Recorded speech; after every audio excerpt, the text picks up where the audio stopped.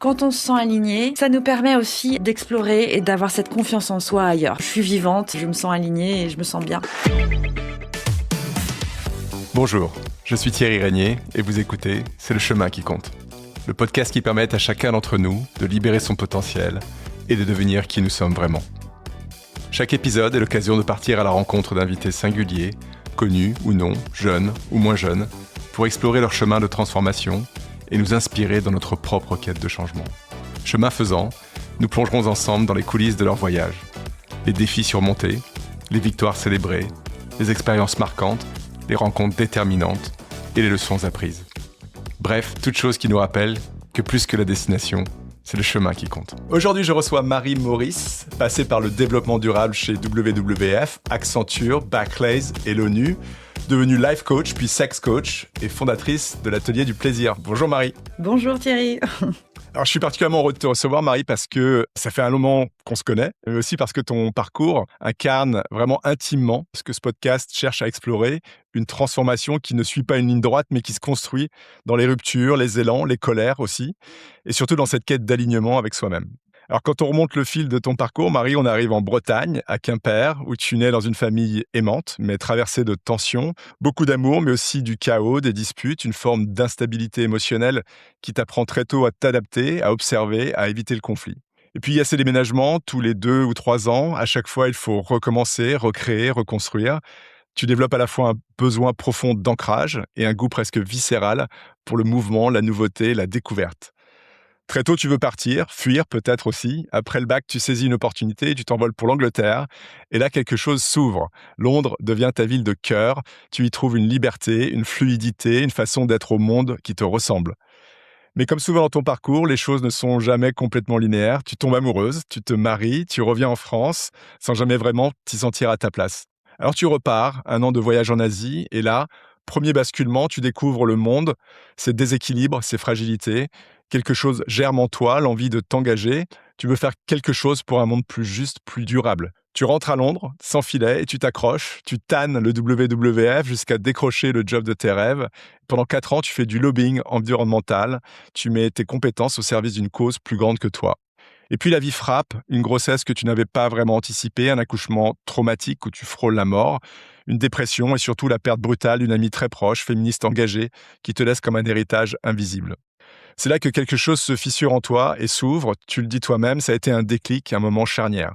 À partir de là, une colère monte en toi contre la vie, contre les hommes, contre toi-même aussi. Mais derrière cette colère, il y a une énergie, une envie de vivre autrement, de ne plus passer à côté. Singapour sera une parenthèse, une bulle, une respiration, 2 ans d'insouciance qui te permettent de te réparer, de te retrouver, de redevenir autre chose qu'un rôle.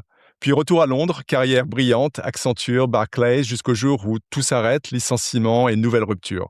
Tu rebondis à l'ONU, entre Genève et New York, et tu y restes 7 ans. Tu explores, tu travailles, tu vis aussi plus librement, et peu à peu, quelque chose change encore. Tu passes du global au personnel, du système à l'individu. Et en 2023, tu fais un choix fort, tu quittes l'ONU, tu te formes au coaching, puis à la sexologie, parce qu'en écoutant les femmes autour de toi, tu réalises à quel point leur intimité est un territoire oublié, contraint, silencieux. Et puis tu crées l'Atelier du plaisir, un espace pour se reconnecter à soi, à son corps, à son désir, comme une extension logique de tout ton chemin. Parce que finalement, ce que tu explores depuis toujours, Marie, c'est ça, comment se dépouiller de ce qu'on croit devoir être pour revenir à qui on est vraiment. Tu le dis très justement, en te transformant, tu définis qui tu es, en vivant, en expérimentant. Marie, ton parcours, ça ressemble à une traversée au long cours, avec ses détours, ses chutes, ses renaissances, une quête d'alignement, de vérité, de liberté.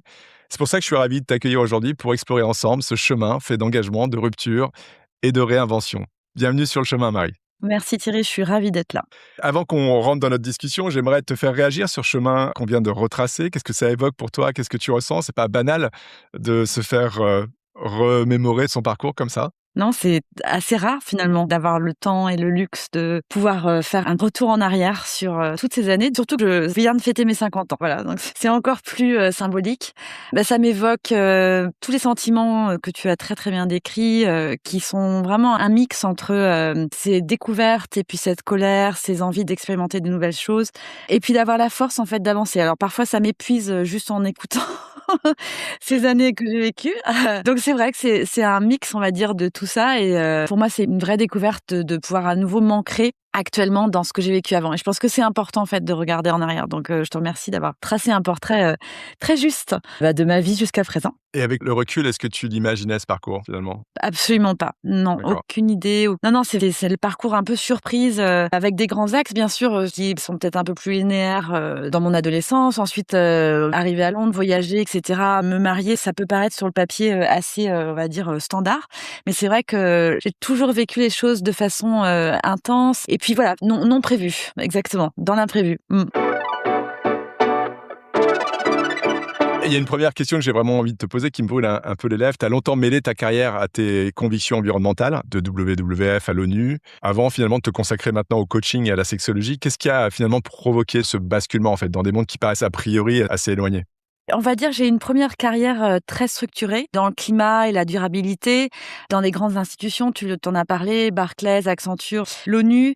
C'est intéressant parce qu'au départ de ma carrière, dans ces sujets-là, c'était pareil, c'était nouveau, c'était innovateur, les gens me regardaient avec des grands yeux en disant: «Pourquoi on parle du changement climatique? Ça n'a rien à voir avec moi en tant qu'entreprise».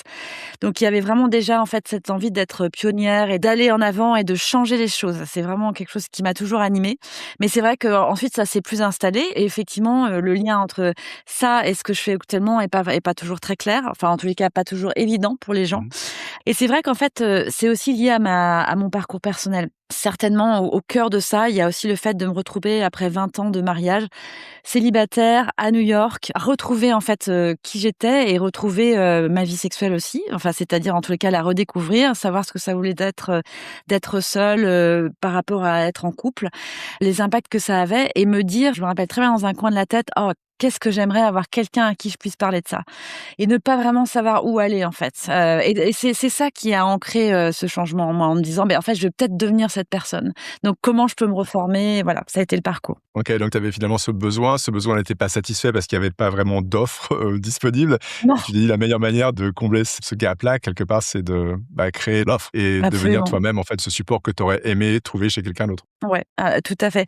Et en fait, il y a des gens, bien sûr, des sexologues et cetera, qui travaillent sur ces sujets-là, mais le focus est souvent sur ce qui va pas, sur les on va dire, les problèmes de, par exemple, d'érection, de dysfonctionnement d'érection et cetera, ou chez les femmes, le passage à la ménopause. Mais on parle peu, finalement, il y a peu d'espace sur, le plaisir, de comprendre, ce qui nous anime, les désirs qu'on a en soi et cetera. Et donc c'était vraiment ça que je voulais mettre en place. Comment se retrouver, en fait, après ces transitions de vie, alors que ce soit, bien sûr, un divorce, parfois un deuil, parfois la ménopause, parfois même la maternité ou bien sûr la paternité. Moi, je travaille essentiellement avec des femmes, mais les questions peuvent se poser tout autant pour un public masculin. C'est-à-dire, quand on vit ces transitions de vie, comment on se reconnecte à sa sexualité et à son plaisir? Et ça, c'est ce sur quoi je travaille. On va avoir l'occasion d'en reparler de toute façon parce que c'est un sujet intéressant et qui nous concerne, les uns et les autres. Alors, tu le sais, Marie, ce podcast, il traite de la transformation. On a vu qu'il y a eu de nombreuses, opportunités de transformation dans ton parcours. Est-ce que toi, tu peux partager avec nous la manière dont, dans un premier temps, tu as pris conscience de ton potentiel de transformation, le fait que tu étais pas nécessairement à la place où tu souhaitais être? Et ensuite, concrètement, comment tu as procédé finalement pour trouver ce chemin, le bon chemin pour toi, ton chemin? Je pense que tu l'as décrit très bien dans mon profil au début du podcast. C'est cette espèce, alors j'arrive jamais tellement à expliquer mieux que de me dire que c'était comme une bulle, à l'intérieur de moi physiquement qui commençait à monter, monter, monter. Alors il y avait de la colère, c'est sûr, il y avait plein de choses qui m'animaient, mais c'était cette espèce d'impossibilité de l'ignorer en fait, de me dire que j'étais pas alignée. Je me rappelle très bien aller au travail le matin en me disant: «Mais qu'est-ce que je fous là en fait? Quel est le but?» Et donc déjà il y avait cet alignement professionnel qui était pas toujours, évident. Et puis ensuite au niveau de ma vie personnelle, c'était la même chose. Je me sentais, contrainte, enfermée, je pense que je suis quelqu'un, qui a besoin de grande liberté, enfin comme beaucoup de gens. Et je me suis autorisée, en fait, c'est cette idée de permission, on y reviendra, à me dire: «Beh, qu'est-ce qui se passerait si tu partais de ton travail? Qu'est-ce qui se passerait si tu partais de ton mariage?» Et donc c'est cette transformation-là, en fait, cette possibilité, cette permission que je me suis donnée, mais quasiment comme si c'était une évidence et puis que comme si j'avais pas le choix. Donc ça correspondait aussi à un changement physique en moi. Et toi, est-ce que tu as le sentiment d'avoir été, appelé, c'est-à-dire c'était comme un appel ou est-ce que tu as beaucoup travaillé personnellement pour, enclencher cette transformation, cette, nouvelle version de toi, en fait? Alors, je pense que la façon dont je fonctionne, les gens me le disent toujours, on a l'impression que tu prends des décisions complètement improbable. En fait, c'est pas comme ça que je marche. C'est plus sur plein de petites couches en fait qui s'accumulent. Pareil, toujours cette bulle là qui monte. Et je réfléchis énormément sur plein de choses. Je lis, j'ai des conversations avec des gens et ensuite je prends ma décision. Et donc c'était comme un appel, pas forcément de façon vocationnelle ou religieuse, pas du tout, mais plus sur cet appel de me dire j'ai un rôle à jouer, au niveau des femmes, au niveau du passage, en particulier, du milieu de vie, hein, et cet appel-là, j'y ai répondu, mais parce que je l'avais vécu moi-même, en fait. Donc ma transformation passe toujours par, mes expériences. C'est-à-dire que si j'ai vécu quelque chose de fort, j'ai envie d'accompagner les gens dans ce changement. C'était pareil sur le changement climatique, c'était la même chose, d'avoir vécu et voyagé beaucoup et cetera, de voir, en fait, l'impact que ça avait, ça me donne l'envie de m'engager. Donc c'est vraiment comme ça que je fonctionne. Mmh. Ouais, c'est donc tes expériences qui t'ont donné l'envie de faire plus dans le domaine que tu expérimentais, Ouais, parce tout à qu'il fait. était aligné quelque part avec des besoins, des attentes, des valeurs qui t'étaient propres. Qui m'était propre et puis, en fait, je me plonge complètement dans un univers. C'est-à-dire que je suis quelqu'un qui est, extrêmement entière. Si je regarde une série à la télé, je vais regarder toute la série jusqu'à 3 heures du matin. Voilà, je binge, en fait. Dès que je vais dans un endroit, je regarde un site en ligne pour voir qu'est-ce que je peux acheter, qu'est-ce que je pourrais m'offrir pour vivre dans cet endroit. J'ai vraiment cette, capacité, en fait, d'immersion qui est Mmh. très forte et après qui continue à résonner en moi. Donc même une fois que j'ai vécu, en fait, ce passage-là qui va être, d'une intensité assez élevée, je vais retrouver en fait cette envie de continuer à creuser. Et donc c'est vraiment comme ça que j'ai ressenti cette envie et ce besoin, cet appel en fait d'être là pour les femmes, à leur écoute et de créer cet espace autour du plaisir et de la sexualité.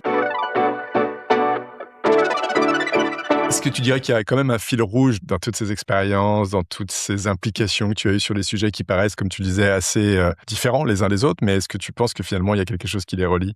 Oui, au niveau professionnel, on va dire la version officielle, c'est les ODD, c'est-à-dire les objectifs de développement durable. Mmh. Quand on les regarde, il y en a 16 plus le 17e qui est sur les partenariats et l'importance de la collaboration. Tous ces thèmes-là reviennent. C'est-à-dire, par exemple, le ODD, donc SDG en anglais 3, c'est sur la santé, le bien-être, y compris le 3.7 qui est sur l'accès à la sexualité, enfin, en tous les cas, l'éducation sexuelle et à l'information sur ces sujets-là. Et par exemple, le 7 et 13, c'est sur le changement climatique. Donc, la façon dont j'envisage les choses, c'est évidemment des sujets qui paraissent comme ça très éloignés les uns des autres, mais pour autant, en fait, ça rejoint la feuille de route qui est nécessaire pour l'humanité pour avancer. Et donc, travailler sur les thématiques environnementales, mais aussi reconnecter avec soi et s'occuper de soi et de son bien-être. Et ça Mmh. peut pas être l'un sans l'autre, en fait. Et ça, pour moi, c'est fondamental. Et pour celles et ceux qui nous écoutent, peut-être, est-ce que tu peux nous dire en un mot, qu'est-ce qu'on poursuit comme objectif avec les ODD, en fait? Vers quoi on tend? Bien sûr, tout à fait. C'est cette feuille de route, en fait, qui a été mise en place par l'ONU, en particulier, suite à des consultations avec plein de parties civiles, business et plus gouvernementales, qui a été mise en place pour prendre la suite des Millennial Goals, qui étaient de 2000 à 2015. Et donc, c'est une feuille de route de 2015 à 2030 pour donner, en fait, une ligne de conduite sur tous les sujets sociétaux et environnementaux et faire avancer les choses. Et donc, ça permet aux entreprises, en particulier, mais pas que, de s'aligner, en fait, sur leur stratégie et de pouvoir réduire leurs impacts environnementaux, augmenter leurs impacts positifs. Ça peut être sur la gestion de l'eau, ça peut être sur la gestion des forêts, de la biodiversité. Au côté social, sociétal, c'est plus par exemple sur l'accès à l'éducation, etc. Donc c'est une feuille de route de l'ONU sur les sujets ESG en fait. Ouais. Comment on satisfait nos besoins, courants, celles des générations actuelles, sans gréver ceux des générations futures, en fait, c'est Absolument, exactement. dans quelle mesure aujourd'hui, au moment où on parle, Marie, tu as le sentiment, toi, de t'être rapprochée vraiment de qui tu es? Et est-ce que tu as le sentiment qu'il y a encore un gap entre, qui tu souhaiterais être et qui tu es? Ou est-ce que tu es en plein alignement aujourd'hui? Moi, je me sens très alignée.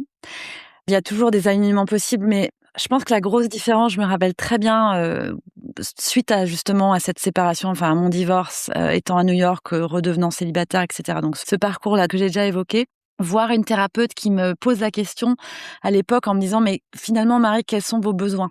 Et j'avais absolument pas la capacité d'y répondre. Je savais pas vraiment de quoi elle parlait, à part, bien sûr manger, boire et avoir un toit au-dessus de ma tête.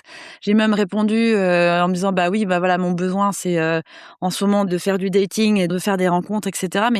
Mais en fait, elle m'a parlé ensuite de l'importance des besoins spirituels, bien sûr physiques, émotionnels et cetera et donc toute cette amplitude que je pense une gamme que j'avais pas vraiment et auquel les gens n'ont pas forcément accès ou n'y ont pas réfléchi. Et donc, cette importance d'être reconnecté à ses besoins. Et ça, c'est une petite chose que je fais chaque jour après ma journée, c'est reprendre ces listes sans tomber non plus dans les to-do list parce qu'on en a suffisamment déjà, mais en tous les cas, un petit check-in pour voir quels étaient mes besoins le matin et si j'y ai répondu. Et ça m'aide beaucoup. Et donc, en soi, en fait, c'est ça qui me permet un peu d'être mon curseur d'alignement quand je me dis, ben oui, je sens que dans la journée, j'ai répondu à mes besoins. Peu importe quels étaient les besoins de départ, si ça a du sens. Complètement. Bah, c'est une super transition pour la prochaine question que j'avais qui parle en fait des rituels. Est-ce que toi, tu as développé des rituels, des habitudes? Est-ce que tu as reçu des influences, tu as eu des rencontres qui t'ont accompagné sur ton chemin et qui t'ont peut-être aidé à devenir qui tu es aujourd'hui? Absolument. Alors, ce qui est intéressant, dont j'ai pas encore parlé au niveau petit rajout de couches supplémentaires, c'est que cette transformation, pour moi, elle a aussi correspondu à mon passage entre la périménopause et la postménopause. Ok. Donc là, j'ai 50 ans, je viens de le dire. C'était autour de mes 40, enfin petite quarantaine. J'étais en pleine périménopause, je le savais pas. Périménopause, pour ceux qui nous écoutent et qui sont pas familiers avec les termes, c'est Périménopause, c'est toute la préménopause, c'est-à-dire la ménopause, ça se définit en un jour, c'est-à-dire le jour où, mais on le sait pas toujours quand ça arrive, le jour où on n'aura plus jamais ses règles. Donc ça, c'est la périménopause. Et toute la période d'avant, c'est la préménopause, c'est-à-dire en fait cette descente. En fait, on a 3 hormones. Les femmes ont 3 types d'hormones: oestrogène, progestérone et testostérone. Et il y a une réduction en fait du taux de ces hormones qui vont avoir un impact sur plein de choses et en particulier, bien sûr, nos humeurs, mais pas que. Il y a tout un lot qui vient avec ça. Il y a certaines femmes qui le vivent très bien. Mais tout ça pour dire que moi, ça a correspondu par rapport à ce que tu demandes au niveau des rituels. Ça m'a permis en fait de comprendre que je changeais aussi physiologiquement et que du coup, j'ai pas fait le choix de remplacer ces hormones par des hormones artificielles. Après, il y a des gens qui le choisissent. Je suis pas du tout contre. Mais moi, j'ai pas vraiment eu le temps de faire ce choix parce que c'est arrivé hyper vite, que je savais pas où j'en étais et que après, bing, je suis passée de l'autre côté, c'est-à-dire je n'ai plus eu mes règles et je suis devenue donc ménopausée, post-ménopause. Et en fait, pour gérer ces changements, on parle des bouffées de chaleur, on parle des insomnies, de la baisse de libido. Bon, c'était pas du tout mon cas, mais il y a plein de gens qui le vivent malheureusement. Face à ces changements, moi, j'ai mis en place des rituels. Alors, le matin, si je peux, je vais courir ou je me baigne dans l'eau froide. Je passe énormément de temps dehors. C'est vraiment, pour moi, c'est essentiel d'être connecté à la nature. De plus en plus, plus je vieillis, plus j'en ai besoin. De la lumière, même si je vis en Angleterre, donc c'est jamais vraiment le soleil, mais en tous les cas, d'être dehors. Voilà, et puis de me faire plaisir, quel que soit le plaisir du moment. Est-ce que toi, tu as eu des influences au cours de ton parcours, des rencontres qui ont été déterminantes? Oui, alors, on parle souvent du dating et moi, j'étais un peu, complètement novice, quand, il s'agit de me remettre sur les apps et cetera. Il y a beaucoup d'histoires négatives, en fait, autour de ce dating, on sait pas trop quelle personne on va rencontrer et tout ça. Alors moi, j'ai eu beaucoup de chance, de rencontrer des gens essentiellement jeunes, enfin des hommes plus jeunes que moi. Ça, c'était aussi le choix parce que je crois que j'avais peur de rencontrer quelqu'un de mon âge à l'époque et d'explorer, en fait, avec eux. Il y en a beaucoup qui sont devenus des amis et ça m'a énormément aidée sur déjà, le fait de me sentir désirée à nouveau en tant que femme, le fait d'explorer des conversations que j'aurais jamais eues avec d'autres gens, parce qu'en fait, on se serait pas rencontrés dans la vraie vie, entre guillemets. Et donc ça, je leur fais un petit clin d'œil. D'ailleurs, j'ai écrit un livre qui est pas sous mon nom, mais sous un nom de plume, pour remercier toutes ces rencontres que j'ai eues et qui m'ont énormément apporté. Et donc ça a été une grosse influence. Et puis après, bien sûr, il y a eu la suite, c'est-à-dire quand je me suis formée, il y a 2 ou 3 professeurs que j'adore, avec qui je suis encore en conversation, des gens qui sont dans ce domaine. J'ai découvert un nouvel écosystème autour de la sexualité qui est extra, avec des gens en général qui sont extrêmement impliqués, qui sont vivants, qui sont dans le plaisir. Ouais, voilà, j'ai eu beaucoup de chance. Ouais, et on sent que cette notion de désir, plaisir, elle est très présente pour toi et tu en as quasiment fait ton activité principale aujourd'hui. Mmh. Pourquoi ça plus que, je dirais, partir dans une psychologie plus classique, de te former à la psychothérapie, par exemple, et devenir, thérapeute, pourquoi spécifiquement cet angle-là? C'est très intéressant, j'y ai pensé. Alors déjà, c'est beaucoup plus long. Moi, je suis quelqu'un de pas très patient, comme on peut le voir dans mon parcours, donc j'aime les choses qui avancent. Ensuite, j'aime être dans l'action, donc je savais que ça prendrait beaucoup plus de temps d'être thérapeute et c'est important de le dire, je ne suis pas thérapeute dans le sens où s'il y a des soucis quand je vois mes clients, et je parle de clientes plutôt que de patients, hein, pour être vraiment clair, Ouais. quand je travaille en one-to-one avec mes clientes et qu'il y a des problèmes de trauma, et cetera, qui reviennent, bien sûr, je vais les référer à des gens qui sont formés et qui sont thérapeutes. En fait, moi, la thérapie, ça me rappelait trop mes parents. C'est-à-dire, j'avais pas du tout envie d'être en mode thérapie de couple avec 2 personnes qui ne sont pas là pour s'entendre, et cetera. C'est un autre métier. Moi, j'ai envie de travailler avec l'individu au cœur de leurs besoins et essayer de les reconnecter avec eux-mêmes. Enfin, en tous les cas, de les aider à avoir cette reconnexion au niveau sexuel, mais pas que, parce que c'est une approche assez holistique. Et donc voilà, donc le choix que j'ai fait, il était sur sex positivity en fait, hein. C'est tout ce qui est, comment parler du plaisir, comment parler de cette féminité, sans que justement on mette une date d'expiration, en particulier, sur les femmes qui vieillissent, mais pour autant qui ont encore, toutes ces envies en fait. Donc voilà, donc c'est un choix plus sur l'exploration des envies et des besoins que sur, les problèmes, qu'on a pu vivre dans nos vies. Qui reviennent, mais c'est pas forcément ce sur quoi je travaille. OK. Donc tu as créé l'atelier du plaisir. Est-ce que tu peux nous parler un peu de cette activité-là? En fait, en quoi ça consiste? Quel type d'accompagnement tu réalises? Les résultats que tu as pu obtenir, grâce à cette activité? Oui, bien sûr. Alors donc, comme je disais, moi j'étais au début life coach quand je me suis formée et puis ensuite sex coach. Toute la formation que j'ai faite, c'est une formation qui dure 2 ans. On a beaucoup de practice avec des personnes avec lesquelles on se forme, etc. Donc j'étais beaucoup dans le one-to-one avec des sessions que je fais toujours beaucoup avec des gens en face à face, en tête-à-tête. Jusqu'au moment où je me suis rendu compte qu'en fait, les conversations aussi entre femmes étaient importantes, c'est-à-dire comment en fait créer un environnement dans lequel on pourrait être presque entre copines et parler de tout ça. Parce que finalement, c'est pas très souvent qu'on parle de sexe, de plaisir, d'orgasme entre femmes. Enfin, en tous les cas, je sais que la plupart de mes amis, c'est pas le cas.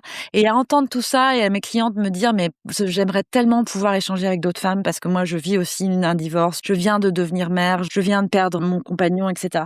Et du coup, l'idée, c'est ça, du plaisir, de l'atelier du plaisir. C'est cette idée de retrouver des femmes, en fait, de façon régulière autour d'un thème.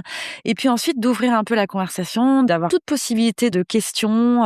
Ça s'organise autour de 3 thèmes. Le premier, c'est je retrace un petit peu de façon assez rapide et j'espère un peu drôle et ludique l'histoire du plaisir féminin au travers des âges. Alors, on passe de la chasse aux sorcières à Womanizer, on va dire en gros. Et puis ensuite, on est plus sur la connexion autour de l'anatomie. Alors, il n'y a pas du tout de nudité, etc. Chacun est bien sûr libre complètement de rester habillé et personne ne se déshabille. Mais l'idée, c'est ça, c'est de comprendre en fait comment nos parties génitales fonctionnent. On est vraiment sur l'anatomie et ensuite on ouvre à la communication autour du couple. Enfin, il y a beaucoup de gens qui ne D'accord. sont pas. Voilà.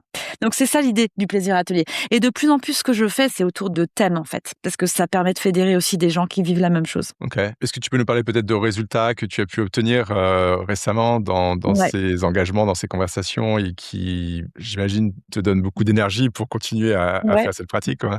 Ouais, parce qu'il en faut de l'énergie, parce qu'en fait, les critiques pleuvent régulièrement sur ce genre de conversation. C'est assez politique, hein, en fait, le désir et le plaisir féminin. Donc, il faut s'ancrer d'énergie.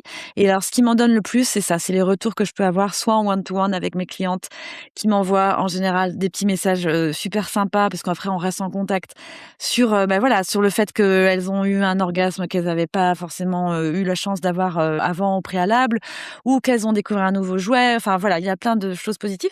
Et alors en groupe, ce qui est sympa, c'est ce que j'adore, c'est parce qu'après souvent avec bien sûr la permission des gens, parce que c'est ça que je donne en fait aux gens, moi, la permission, comme moi je me la suis donnée à l'époque.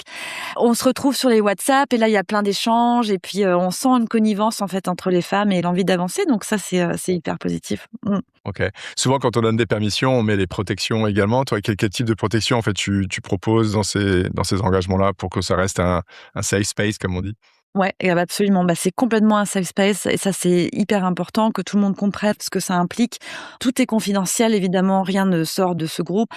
Tout est safe, c'est vraiment un échange et ça reste du plaisir. Alors si les gens forcément se sentent dans un autre, mood, là, moi, je les renvoie forcément à quelqu'un d'autre et puis on en discute. Mais l'important, c'est que les gens se sentent safe. Ouais, c'est fondamental. Mmh. Dans ton activité, et dans ton parcours, tu as reçu, pas mal de critiques qui ont, vraisemblablement généré pas mal de moments de doute ou d'incertitude, notamment quand on explore ces sujets assez, intimes, que sont la sexualité féminine. Comment toi, tu as pu, adresser, en fait, ces moments-là de doute, d'incertitude et comment tu les as surtout dépassés? Moi, j'ai une tendance quand on me challenge à challenger encore plus. C'est-à-dire que j'ai un sens un peu provocateur. Je me rappelle avoir fait un peu de boulot sur mon inner child. Voilà, c'est une petite fille qui est un peu malicieuse, qui aime bien faire des conneries, etc. Et donc, quand on me dit, bah voilà, ce que tu fais, ça sert à rien, c'est n'importe quoi. J'ai tendance à redoubler d'efforts et de malice dans le bon sens du terme. Après, bien sûr, c'est s'ancrer soi, en fait. Et ensuite, comprendre les critiques.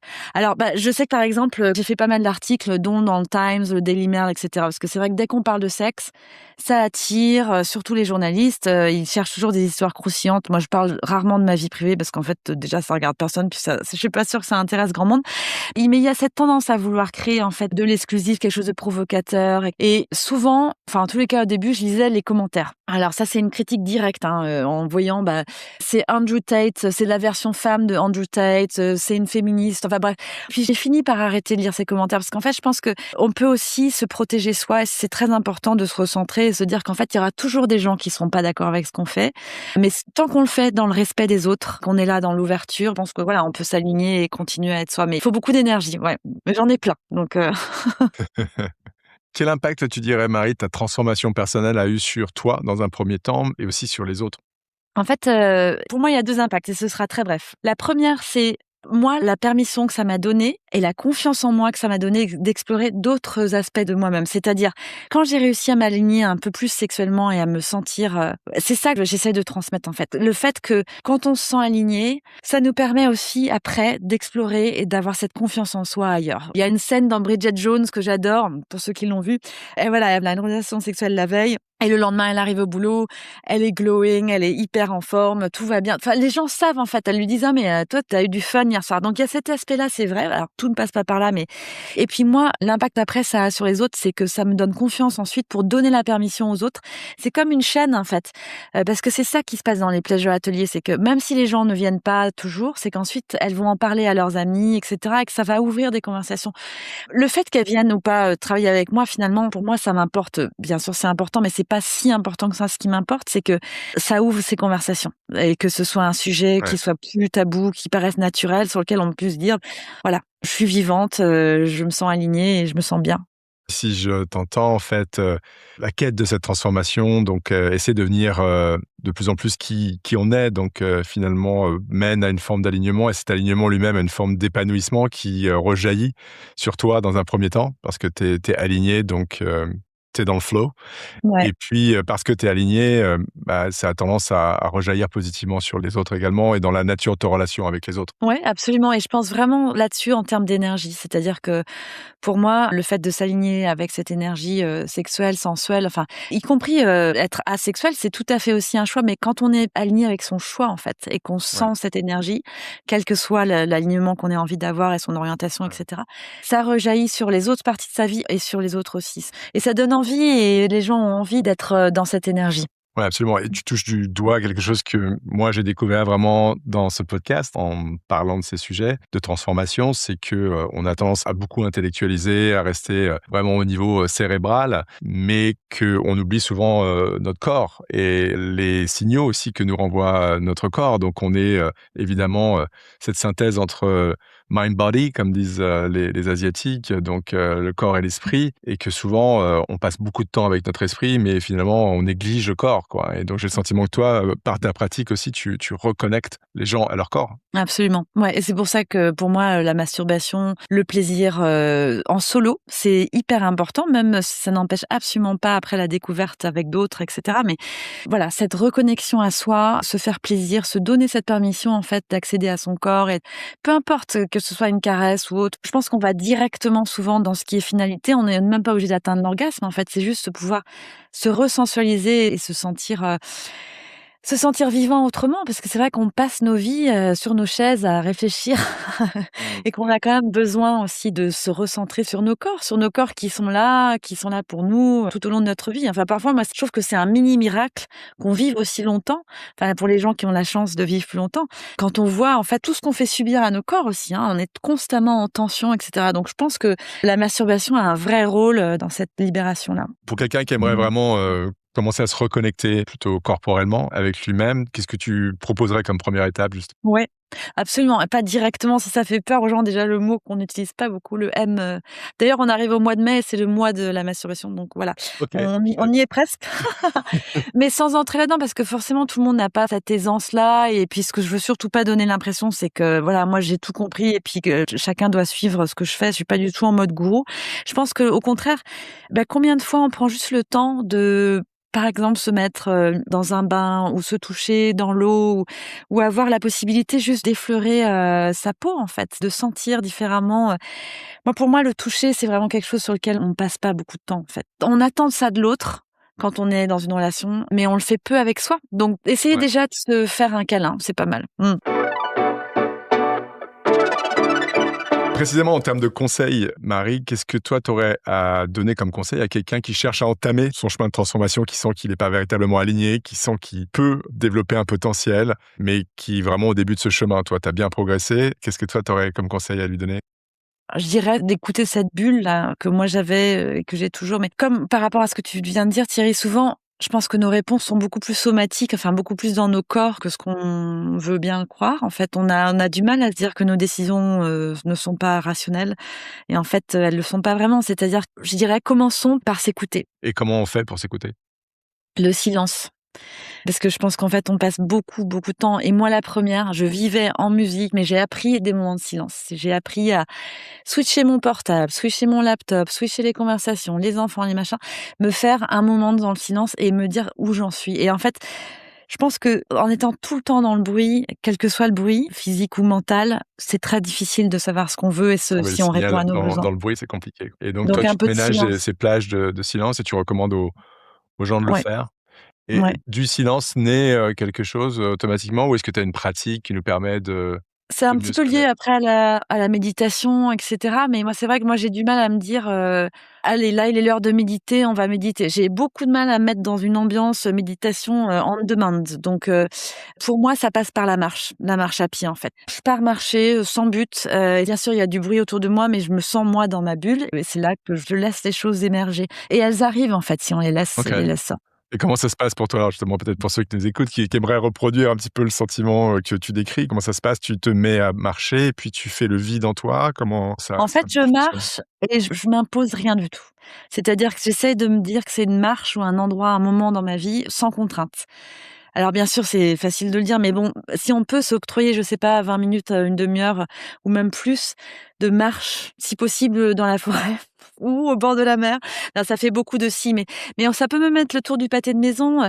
C'est juste un moment, en fait, où on se laisse porter par notre, environnement, se rendre compte qu'en fait, il y a plus grand que soi. Se laisser porter, en fait, pour moi, c'est vraiment fondamental. Donc et cette connexion avec le silence et notre environnement qu'on oublie, en fait, au quotidien, tout le temps. Mmh. Et tu dis s'écouter, mais alors, parfois ça reste un petit peu, je dirais, virtuel pour Mmh. beaucoup d'entre nous, quoi. Comment, concrètement on s'écoute? Comment dans ces marches, un petit peu méditatives, tu arrives finalement à avoir ce degré d'écoute active qui te permet de discerner un certain nombre de choses, de besoins, d'attentes que tu dois devoir satisfaire pour être en meilleur alignement, en fait?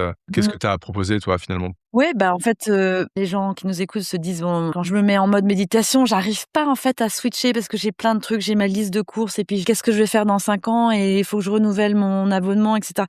Pour moi, fondamentalement, plus on marche, plus on a cette pratique, plus les choses fondamentales vont remonter et c'est vraiment cette idée de se laisser porter, en fait et de voir ce qui émerge et parfois, il y aura peut-être rien, mais s'octroyer, ce moment de silence, de sérénité dont on a besoin, je pense. Cool. À quoi ça ressemble la suite du chemin pour toi, Marie? Est-ce que tu l'as déjà, imaginé? Bon, il y a l'atelier du plaisir, qui met en avant donc Mmh. l'importance, tu l'as signalé, du plaisir féminin, son lien avec le bien-être. Comment finalement cette mission, elle influe sur la communauté des femmes que tu accompagnes? La suite du chemin, c'est quoi pour toi? Alors, il y en a 3. Je voudrais décliner le plaisir atelier autour de thèmes dont je parlais tout à l'heure, donc plus cibler le divorce, la ménopause, et cetera et me mettre en partenariat avec d'autres gens qui sont spécialistes, en fait, dans ces sujets-là. Donc, pouvoir travailler en collaboration encore plus et de façon plus précise. Donc ça, c'est Ouais, numéro 1.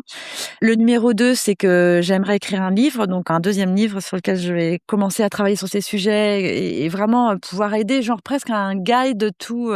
Voilà, je suis à la Fnac, je vais me chercher un bouquin sur, voilà, je viens de divorcer, comment je me reconnecte avec mon plaisir. Donc ça va être l'idée d'accord. de ce livre. Il y aura peut-être même une collection. Et le troisième aspect pour moi, c'est quelque chose qui remonte dans mes marches, même si au début j'étais là: «Non, je veux pas en entendre parler, travailler avec les hommes, ça me fait peur, travailler avec les hommes, je sais pas comment je vais faire». Mais il y a quelque chose sur la montée, en fait, du masculinisme qui est profondément là et je pense que j'ai envie, en tous les cas, de m'engager, sur ces sujets-là aussi. Donc travailler, en fait, peut-être sur, l'importance du plaisir féminin, et former les hommes hommes, en fait, là-dessus et vraiment avoir ces conversations autour de ça. Qu'est-ce qui fait que le porno puisse être aussi négatif, et avoir autant d'impact?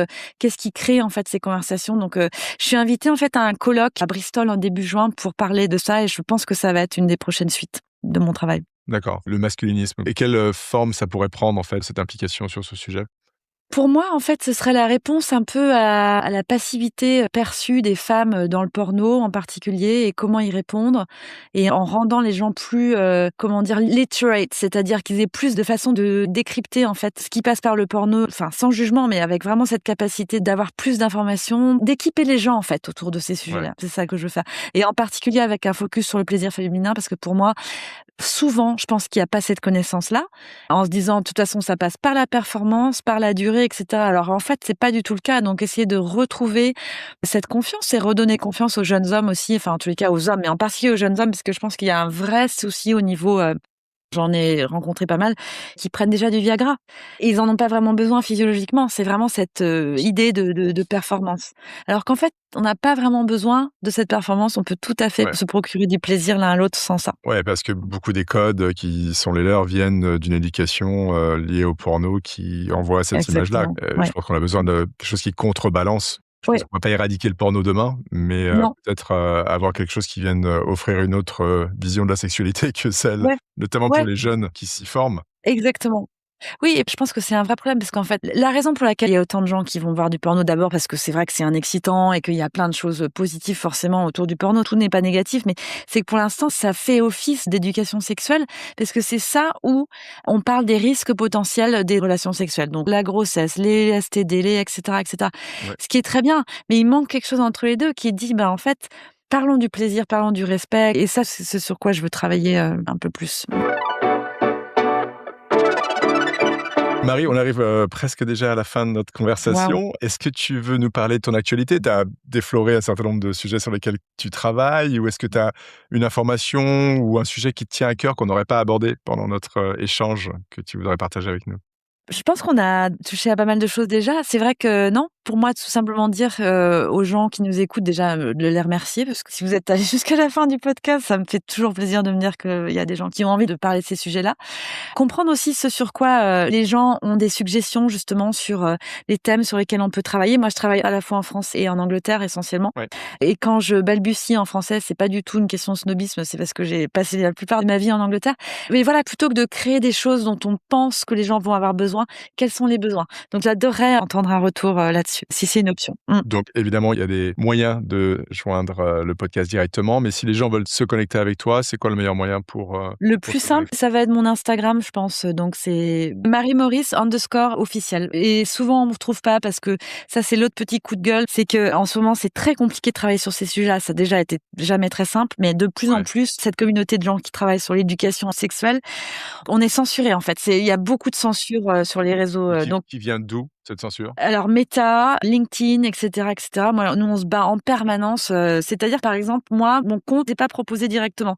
Il faut aller le D'accord, chercher et c'est cetera. pas découvrable, d'accord. Donc c'est compliqué de travailler sur ces sujets-là, mais ça me donne encore plus envie de continuer. Et justement, parce que la frontière entre, éducation sexuelle et pornographie, est encore, trop ténue. Enfin, c'est quoi ton explication du fait qu'aujourd'hui on puisse pas parler de ces sujets qui sont fondamentaux, quoi? C'est fondamental, c'est-à-dire qu'en fait, il y a un algorithme qui va chasser et c'est très bien tout ce qui est, explicite, porno et cetera. Bon, parfait. Sauf qu'en fait, tout ce qui vient en éducation sexuelle, c'est-à-dire des termes du type vulve, vagin, même pénis et cetera.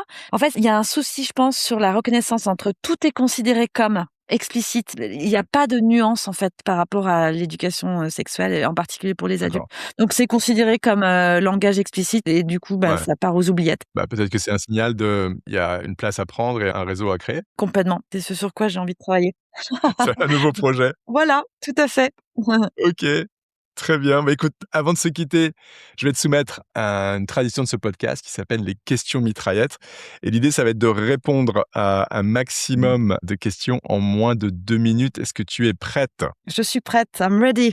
Allez, qu'est-ce que tu lis comme livre en ce moment? Gisèle Pellicot et la joie de vivre.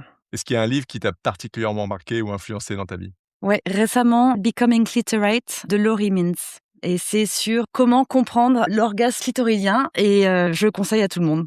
Est-ce qu'il y a une musique que tu écoutes en boucle en ce moment? Oui, genre j'écoute beaucoup d'électro et notamment Armin van Buuren, State of Trance. Quelle est ta citation préférée si tu en as une? Oui, alors de Mary Oliver. Tell me what it is that you plan to do with your one wild and precious life. Quelle est la personne qui t'inspire le plus? Obama, je dis ça comme ça parce que j'ai vécu aux US pendant sa presidency. Il m'inspire sur tellement de choses, sur sa capacité de transformer.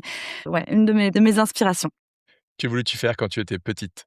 Sauver le monde. En particulier, je travaillais pour WWF, pour être précise, Comment commences-tu ta journée? en me faisant plaisir. Quel talent aimerais-tu avoir? J'aimerais, être DJ et faire danser les gens. Ça, j'adore ça, danser et faire danser les gens. Quelle est ta plus grande force? Ne pas savoir, m'arrêter.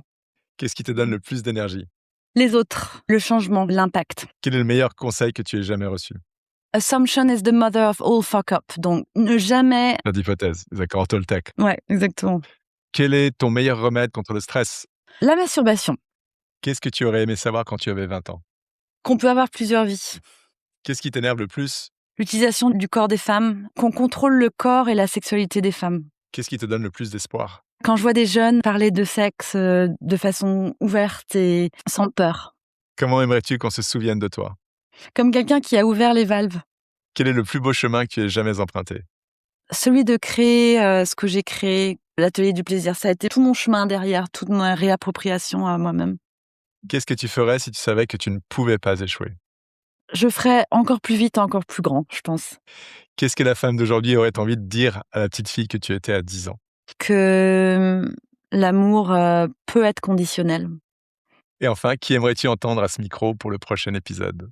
J'aimerais bien entendre Anne-Laure Lesage, qui est la directrice de Womanizer, qui fait des sex toys. Elle a fait aussi une vraie transformation. Et puis, il y a un film qui va sortir en mai, qui s'appelle Pour le plaisir, dans lequel vont jouer Alexandre Lamy et François Cluzet. Et ça va être sur l'histoire de Womanizer. Donc, je la connais bien et voilà, ça pourrait être une option. Waouh! J'adorerais qu'on puisse parler de son parcours et de ses sujets avec elle. Donc, merci pour l'intro. T'en Et merci prie. pour ton témoignage, Marie, qui était rafraîchissant sur des sujets qu'on n'a pas l'habitude nécessairement d'aborder sur ce podcast, mais qui était vraiment intéressant d'aborder avec toi. Donc, je te souhaite le tout meilleur dans ton parcours dans l'atelier du plaisir et bon chemin. Merci Thierry. Merci d'avoir écouté cet épisode. Avant de nous quitter, voici les quelques pépites que je retiens de la conversation avec Marie. Premièrement, Marie nous parle de cette bulle qui monte, qu'il devient quasiment impossible d'ignorer. À force d'intellectualiser, nous finissons par étouffer cette petite voix intérieure. Pourtant, notre corps sait souvent avant notre tête. Apprenons donc à écouter ce qui se passe en nous. Nos transformations ne sont pas toujours rationnelles, elles sont souvent profondément ressenties. Deuxièmement, nous croyons devoir rester fidèles à des rôles, ce qui finit parfois par nous enfermer dans une carrière, une relation ou une identité qui ne nous ressemble pas. Pourtant, nous avons le droit de nous donner la permission d'être autre chose et de nous poser cette question, qu'est-ce qui se passerait si? La permission que nous nous donnons est souvent notre premier acte de liberté. Troisièmement, nous cherchons souvent à faire taire nos doutes dans le bruit du quotidien. Pourtant, le silence est parfois notre meilleur guide. Entre les écrans, les obligations et le vacarme mental, nous finissons par ne plus nous entendre. Marie nous rappelle que du silence naît souvent quelque chose, marcher sans but, se créer des espaces de calme et laisser émerger ce qui veut venir nous permet parfois de retrouver notre propre boussole. Quatrièmement, nous passons nos vies assis à réfléchir, oubliant que notre corps nous accompagne depuis toujours. Il n'est pas nécessaire de viser une performance ou une finalité. Se toucher, s'offrir un bain, sentir sa peau, s'accorder un câlin, c'est déjà se reconnecter à soi et retrouver le plaisir simple d'être vivant. Cinquièmement, nous croyons parfois que l'alignement est une destination. En réalité, c'est un état qui nourrit toutes les autres dimensions de notre vie. Quand nous nous sentons alignés, quelque chose rayonne naturellement. Marie le résume avec simplicité, je suis vivante, je me sens alignée, je me sens bien. Et enfin, nous avons tendance à voir nos blessures et nos transitions comme des ruptures. Pourtant, elles peuvent devenir notre plus grande contribution. Divorce, deuil, ménopause, licenciement, ce qui nous fragilise peut aussi nous révéler. Marie a choisi de transformer son propre chemin en espace d'écoute pour d'autres femmes. Comme Marie, en vivant, en expérimentant, nous pouvons définir qui nous sommes. Voilà, c'est tout pour aujourd'hui. Mille merci à notre invité pour la qualité de son témoignage. J'espère qu'il vous a permis d'alimenter votre réflexion sur votre propre chemin de transformation. On se retrouve la semaine prochaine avec un autre invité marquant, acteur ou témoin de la transformation. Entre-temps, vous pouvez retrouver les épisodes de C'est le chemin qui compte sur toutes les plateformes de podcast. Et si vous avez aimé l'épisode, n'hésitez pas à partager vos avis, laisser des étoiles, à vous abonner et à en parler autour de vous et sur les réseaux. Chaque nouvel auditeur est une victoire. À très vite et n'oubliez pas, c'est le chemin qui compte. Alors bon chemin.